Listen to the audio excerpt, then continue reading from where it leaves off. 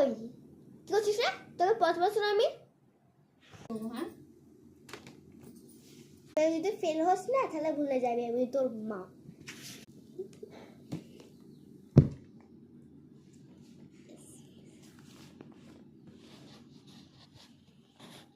প্রতি মাসে তোমার ওষুধের জন্য হাজার হাজার টাকা খরচ করতেছে, হাজার হাজার টাকা কেমন দিতেছে তোমার? তাহলে আমার ক্যান্সারের লেগে তোমার পোলার সংসারে অভাব শুরু হয়েছে না?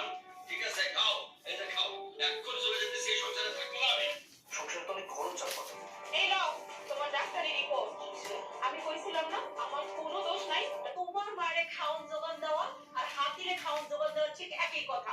3 বেলার জায়গায় 5 বেলা খাইবো, আবার প্রতি বেলায় তার গরম গরম খাওন দিতে হইব।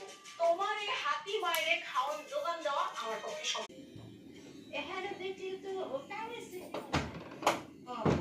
কখন তো সে কামে সিন্ডি হইছে। আমার জামা সিএনজি চালাইতো, এই অ্যাক্সিডেন্টে পা হারাইছে তো বাধ্য হয়ে। ওই তুই চলে এসেছিস? বল। আমগো তো সিরাজগঞ্জ না, আমগো পরে জেলা এম।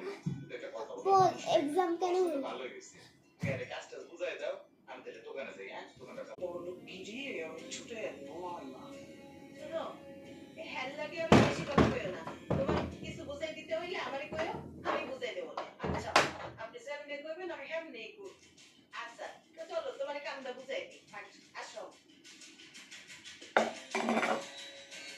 ওই তুই চলে এসেছিস?